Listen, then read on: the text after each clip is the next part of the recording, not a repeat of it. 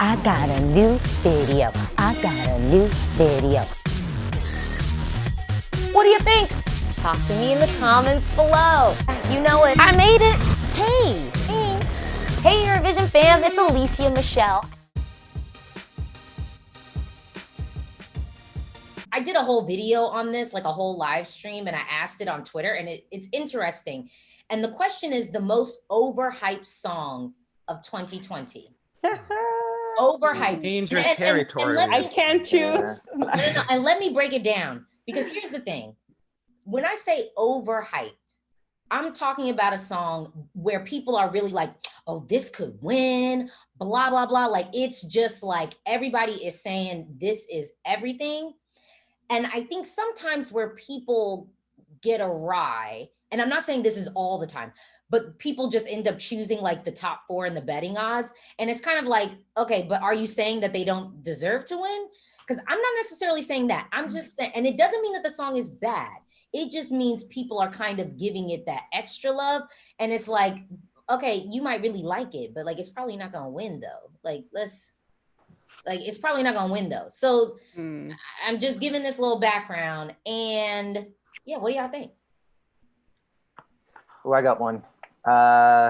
Roxanne. Pretty much anything, if it wouldn't have been Alcohol You, then anything else, I think it was all overhyped. There was a lot of investment clearly put in by Romania. It's clear that Romania wants to be back in the final. Yeah. But you know, they're like, a lot of people obviously love the song, and myself, like I really like the melody. And there's times where I kind of like hum it or sing it to myself.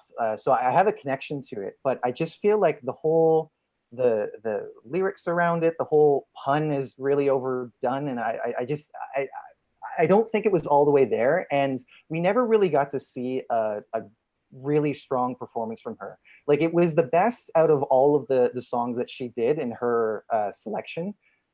But it wouldn't have done that well at Eurovision when compared to some of the other performers who already had it down pat. And, you know, they released a revamp, and the revamp definitely brought it up a level, but we never got to see her perform that. So I think that, like, it probably would have made it to the final, but I don't even think it would have made it in the top 10, if I'm being honest. Yeah, I agree with you. And also to have two somewhat similarly themed songs and similar kind of similar niches in the same ecosystem, to have Bulgaria and Romania serving up the songs that they are in the same year. I think that they would probably take a little bit of the wind out of each other's sails, more to Romania's detriment than I think to Bulgaria's. But, you know, then again, I might be slightly pro Bulgaria biased, but that's just me and my history. I'm with you. I have nothing really against Alcohol You, except for the usage of the term fake news, which completely took me out of it. I hate that so much. I think we all do. Yeah, all right. So I know I'm among friends here. But I do feel like, to echo, Alcohol You, I feel like I wasn't that critical of, and that's where I was like, okay, maybe it is an overhyped song, because I would say I recently looked at the actual lyrics for it, and as a native English speaker, it's a little clunky. You know, with love, because I really didn't examine the song that deep, and perhaps that's part of, like, you know, kind of having an overhyped mind, because I really did think that they had like really great songs to pick from. But I will say, in my reaction, that was the one song that I was like, I would not do this one. I was into like Colors. I was into even Cherry Red, even though I think Cherry Red would have been challenging because people would have been wanting something that they probably would not have been served on stage. Right. Which I think ultimately is what happened in the national selection. So that's why I was like, I wouldn't even touch that.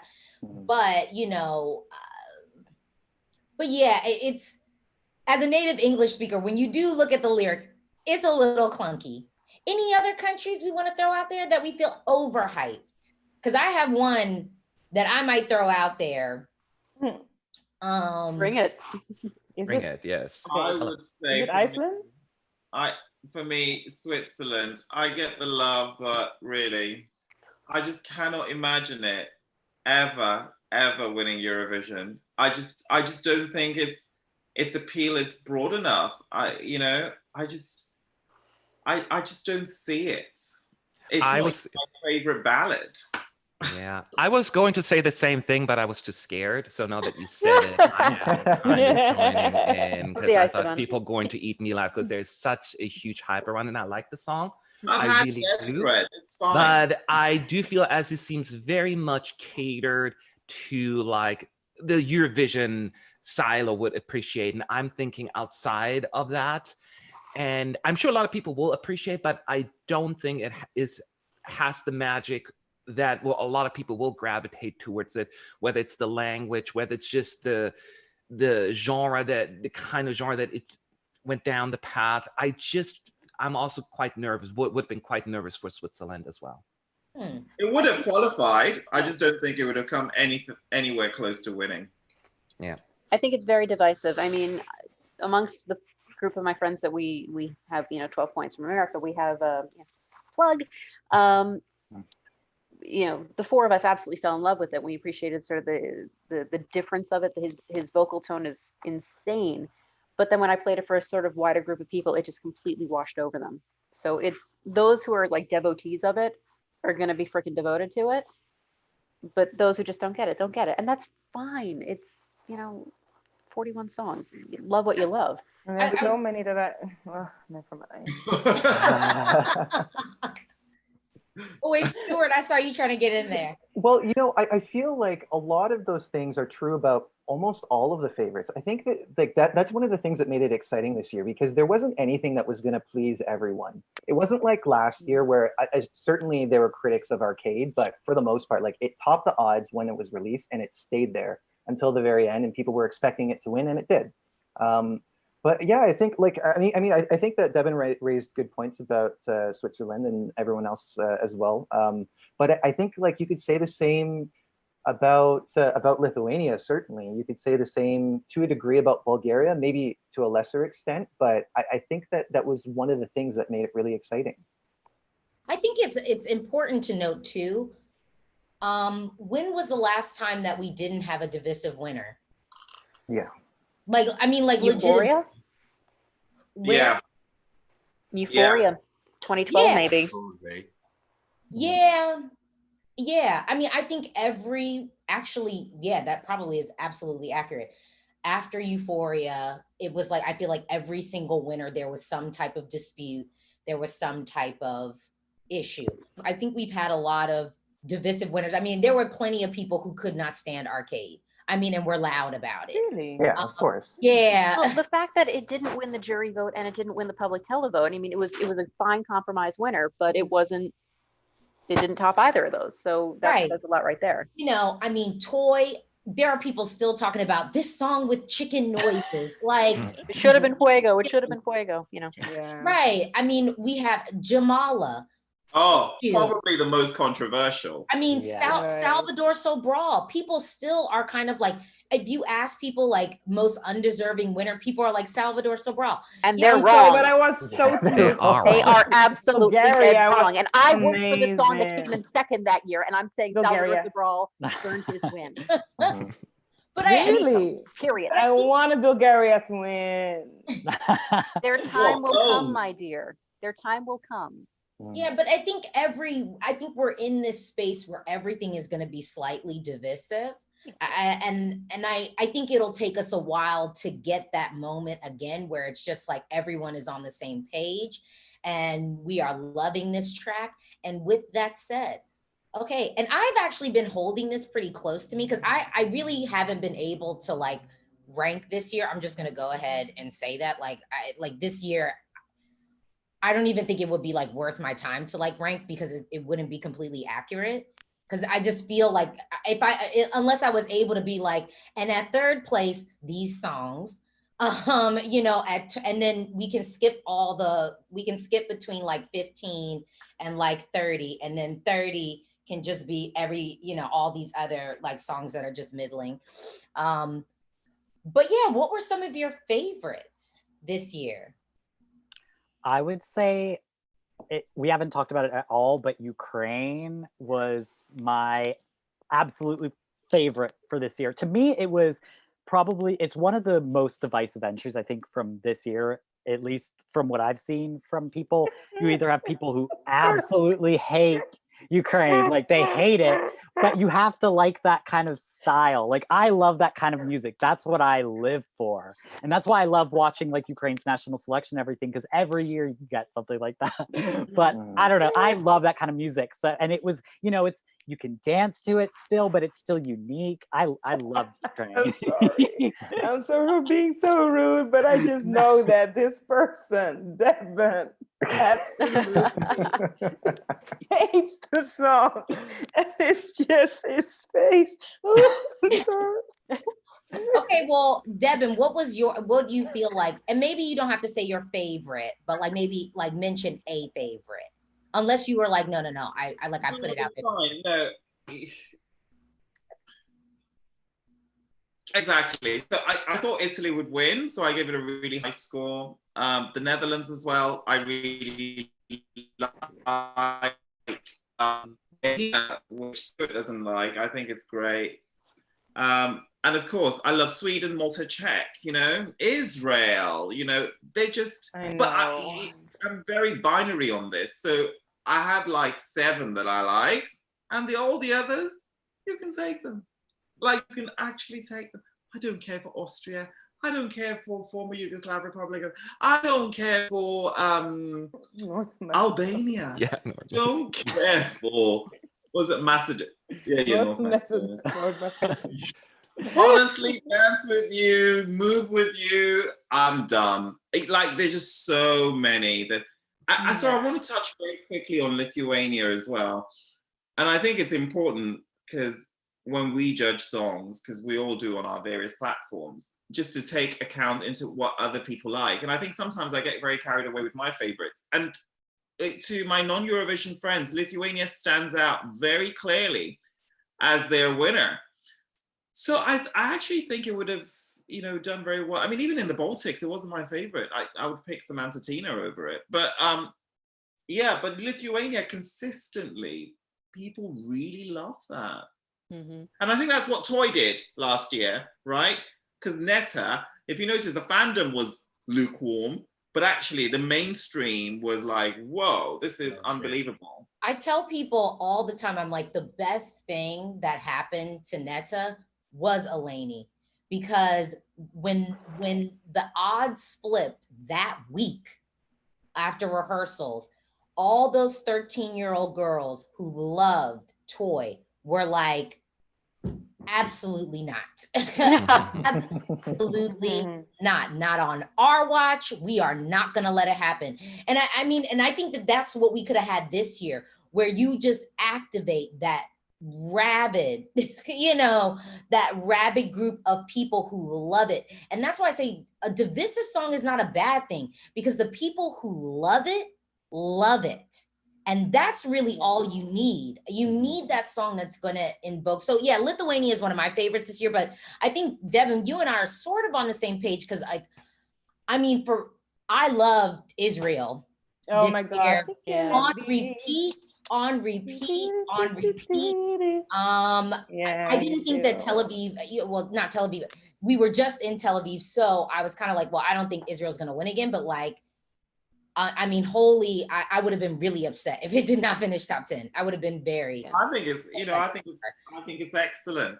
But I also love the diverse taste of pretty much everybody in this group, because I tune into your content quite regularly. And I saw ESC United's reaction to Albania. And I'm you know, Mateus is a friend of mine. So like, I know him outside the bubble.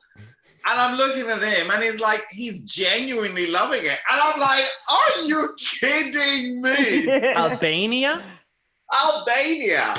And you're like, beautiful, beautiful girl, beautiful, beautiful voice. And I'm thinking, okay, well, can we just get to the song? I would have said that about the original Albanian version. After the That's what I remake, maybe said. not as It much. was the original version, because I did a video on the actual then revamped version, and that was a very different story. It's a very different. Oh, maybe I saw your very first reaction. Yes. What's the drink? Yes.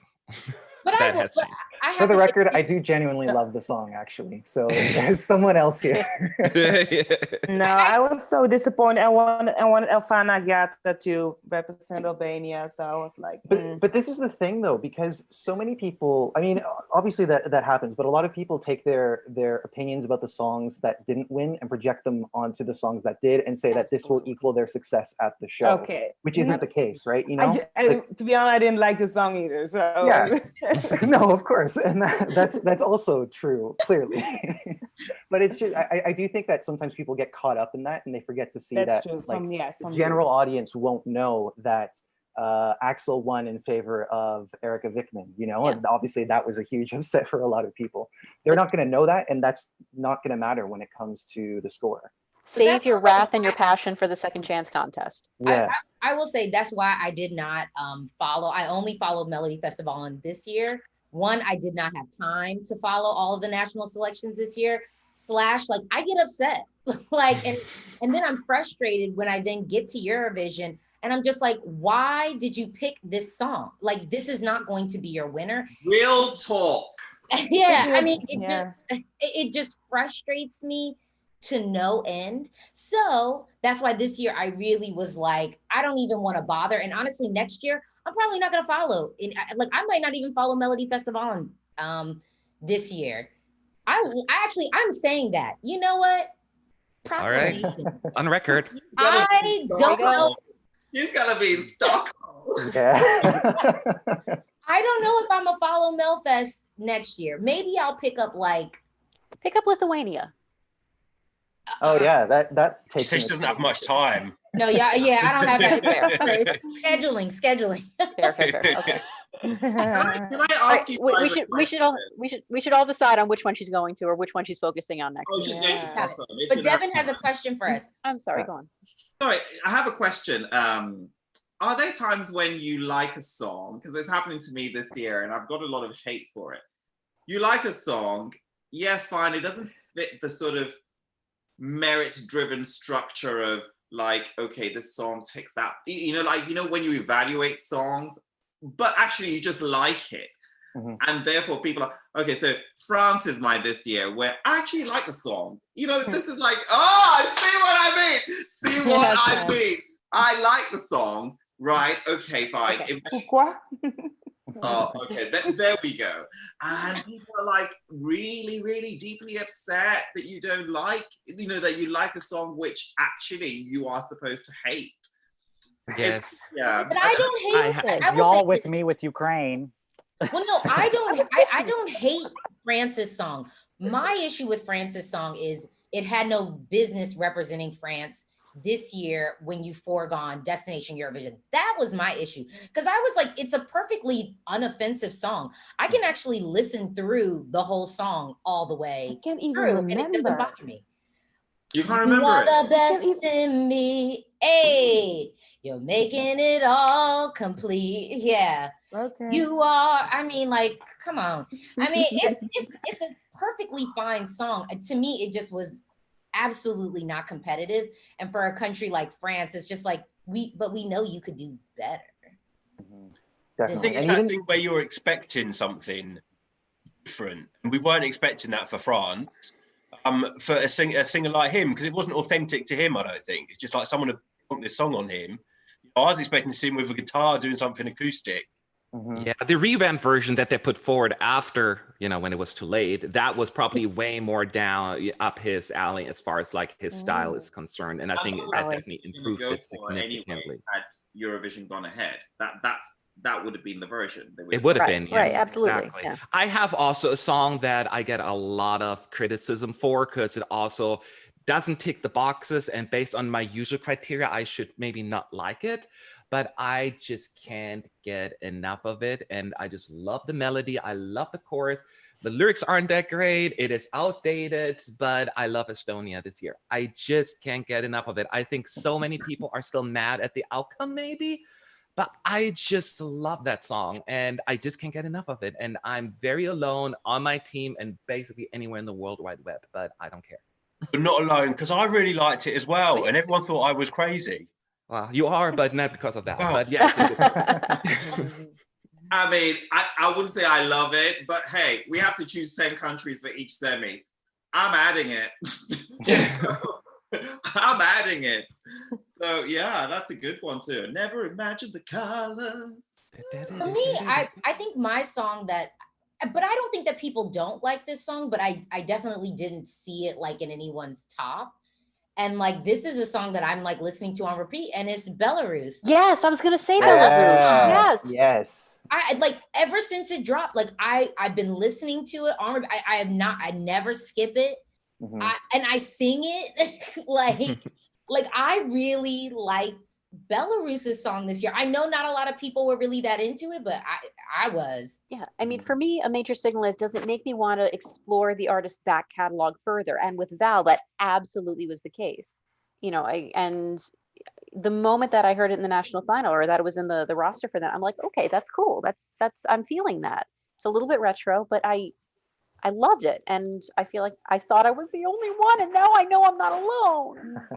Thank See, you. that's what we're here for, making connections. So we've deviated a bit, and y'all are gonna make me have to make this like 4 parts or something. Like I'm gonna have to like roll this out. Like, come We're all wanting more content this For time. part We're not good, doing so- interviews. So. but yeah, anyone, I don't know, Isanne, I don't think I heard like I don't think you called them out. You shouted out your favorites from this year. Actually, and I feel like because I don't want to be cagey, like the 4 at the top of the betting odds, sans Iceland, and me like swapping in Israel, are probably like my top 4. So like Lithuania, I never got sick of it. I've seen all the tweets like it aged like milk. I'm like, what are you talking about? I was like, I think it's one of the strongest songs this year. It stands out. And I think people forget, like, there is no such thing as a Eurovision song aging like milk for the most part, because most people have not heard these songs before. So like, it's just kind of a thing that I don't think even really exists outside of our bubble. Mhm. But yeah, like Lithuania, Bulgaria, Switzerland, and like Israel for me. We're like probably like I'd say like my toggle top. It's for me, it's so hard to pick a top 3 but I will say that I said it before, I like Sweden a lot. I'm a soul person. I like soul music. And that's some soul. And I like Israel as well.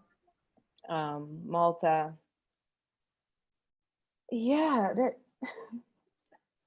let me just stay positive. I mean, no, there are some songs that I like, but it's just like, yeah. But I have to say this year, I don't know if there was a song, because I've definitely had years, and if you watch my channel, I definitely have years like where there's a song that I hate. This year, I don't think that there was a song that I hated. Same here. Yeah. I'm the same. No, it's not that. I don't hate the songs. It's just I would just missing some quality.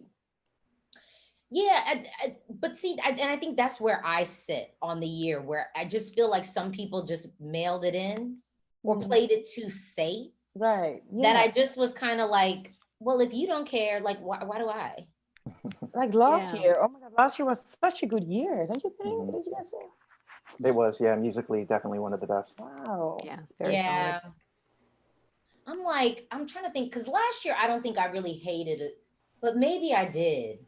I'm like, I'm almost like, was there a song I hated last year? I mean, remember the songs at this point. It's so hard. What's happening? Yeah, right. I think last year there wasn't anything I hated. There were songs that were just like, bleh. Like Montenegro last year, like Heaven, just like, eh. Okay. But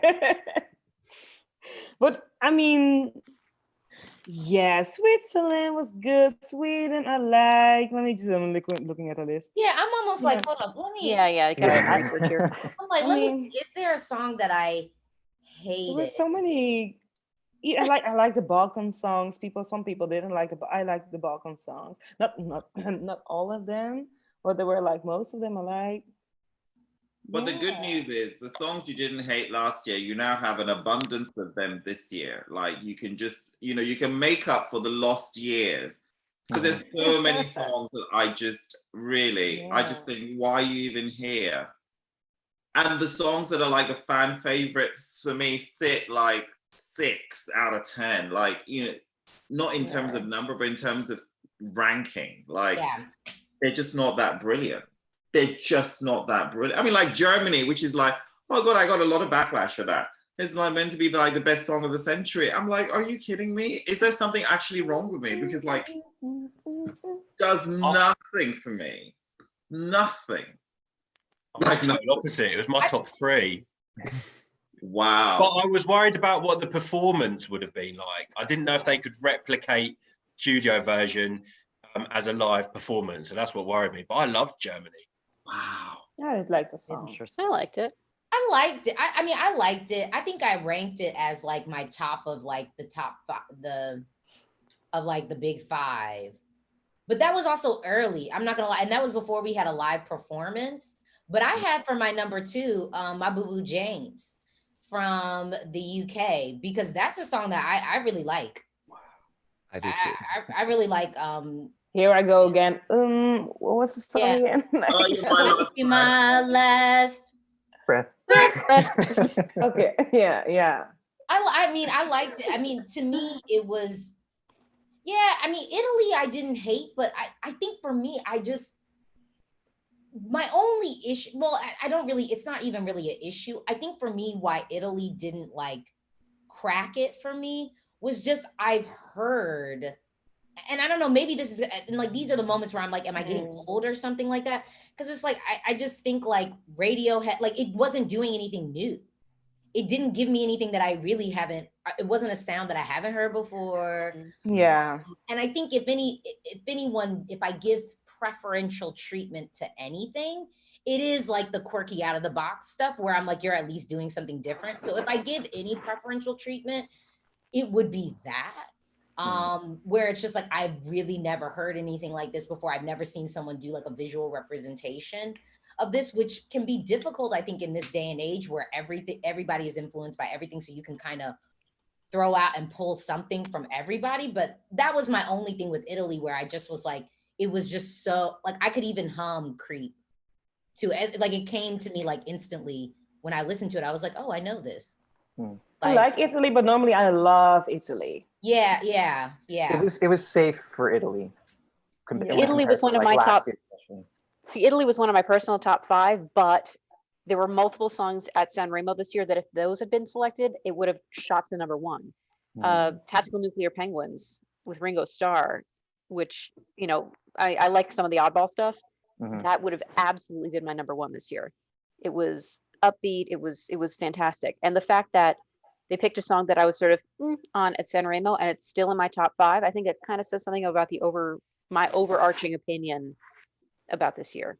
That, like you were saying, Deban, you know, some of your tops this year, the solid ones for you, were, you know, you're only giving 6s. I had a couple that kind of poked beyond that, but I feel like the bell curve was very, very center heavy for me this year. There were very, very few in the very top, very, very few in the very bottom. It was very just kind of squished. It wasn't very evened out, which would have made voting very interesting. That's a really good way of putting it. I agree. Yeah. We'll see what happens next year. So thank y'all for joining me. This was really fun. This is great. Do this again. Let me just wait, guys. Let me just take a picture real quick. Say cheese. Cheese. Okay, got it. Thank y'all so much for joining me. I honestly, like, Eurovision is not going down this year. I mean, we know it. It's not going down this year, but we always have next year. Yes. Yes. In the Netherlands. Can't wait. Rotterdam 2021, baby.